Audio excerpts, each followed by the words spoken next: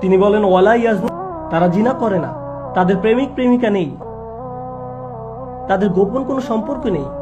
কিন্তু তিনি কেন এটার কথা উল্লেখ করলেন? কারণ কিছু মানুষের জন্য এটা বাস্তবতা। একজন সুপুরুষ সে যখন মার্কেট দিয়ে হেঁটে যাচ্ছে, মেয়েরা তার দিকে তাকায়, চাপা হাসি দেয়, এবং সেই ছেলেটি ভাবে এটা তো বেশ সহজ, কেউ তো দেখছে না, এটাতে কোনো সমস্যা নেই, তাহলে তো এটা করাই যায়। কিন্তু সে নিজেকে থামিয়ে রাখে। এটা কঠিন, আমি জানি এটা কঠিন, কিন্তু আপনি নিজেকে থামিয়ে রাখুন।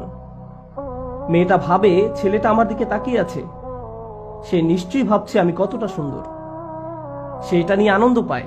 কিন্তু সে নিজেকে থামিয়ে দেয়, না এটা পাপ, আমি এটা করতে পারি না, এটা ঠিক না, আমার বাবা মা দেখছে না, পুলিশ আমাকে থামাচ্ছে না।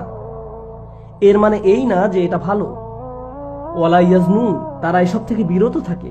আমি যেখান থেকে এসেছি, আমেরিকা, সেখানেও যুবক যুবতী আছে, তারা কলেজে যায়, কিন্তু গ্রীষ্মকালে কলেজের অবস্থা খারাপ, খুবই খারাপ। একটা 18-19 বছর বয়সের ছেলে যার হরমোন তার ভিতরে প্রভাবিত করছে, এবং তার কলেজের ক্লাসরুমে এমন মেয়ে থাকে যারা খুব সামান্যই কাপড় চোপড় পরে। এইসব মেয়েরা তার নিকট আসে এবং বলে, হেই, তুমি কি আমাকে হোমওয়ার্কে সাহায্য করতে পারবে? আল্লাহ তার পরীক্ষা নিচ্ছেন, তার পরীক্ষা নেওয়া হচ্ছে, আপনাদেরও পরীক্ষা নেওয়া হবে। শুধু আমেরিকাতেই এমন না, আপনাকে মার্কেটেও পরীক্ষা নেওয়া হবে। একই পরীক্ষা বারবার নেওয়া হবে। কিছু সময় এটা সহজ হবে না, বিশেষ করে যুবকদের জন্য। আবারও বলছি, এটা সহজ হবে না। আপনার কোনো বন্ধুর সাথে আপনার ফোনে যোগাযোগ থাকতে পারে যার সম্পর্কে আপনার বাবা মা জানে না। আপনার গোপন কিছু বিষয় আছে। আপনার ফেসবুকে আরেকটা প্রোফাইল আছে যেটাকে আপনি এখন আপডেট করছেন। আপনাকে সকল মেয়েকে আনফ্রেন্ড করতে হবে। আপনি কি শুনছেন? আপনাকে আনফ্রেন্ড করতে হবে। তাদেরকে ফোন দিবেন না, টেক্সট দিবেন না। তখন তারা বলবে, কি হয়েছে, তুমি কি আর আমাকে পছন্দ করো না? আপনি এটা কখনোই বলবেন না, না না না না, তুমি না, এটা ইসলামের জন্য। কথা বলতে যাবেন না, এটাকে ত্যাগ করুন, জাস্ট ছুঁড়ে ফেলে দিন, কাজ শেষ।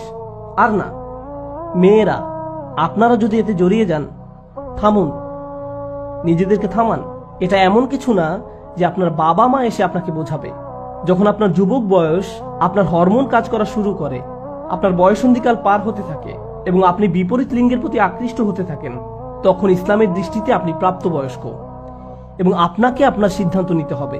আপনার বাবা মা আপনার দিনের জন্য তখন আর দায়িত্ব নিবেন না। দায়িত্ব আপনার। আপনার বয়স 14 বছর, 15 বছর বা যদি 13 বছরও হয়, এবং আপনি যদি আজকে মারা যান, আল্লাহ কিন্তু বলবেন না প্রাপ্তবয়স্ক না, এই জন্য তার হিসাব সহজ হোক। আপনি দিনের দৃষ্টিতে প্রাপ্তবয়স্ক। এই ধর্মটা আপনাদেরকে দ্রুতই প্রাপ্তবয়স্ক বানিয়ে দেয়, সেই মুহূর্ত থেকে যখন আপনি বিপরীত লিঙ্গ নিয়ে কিছু মজাদার ভাবতে থাকেন।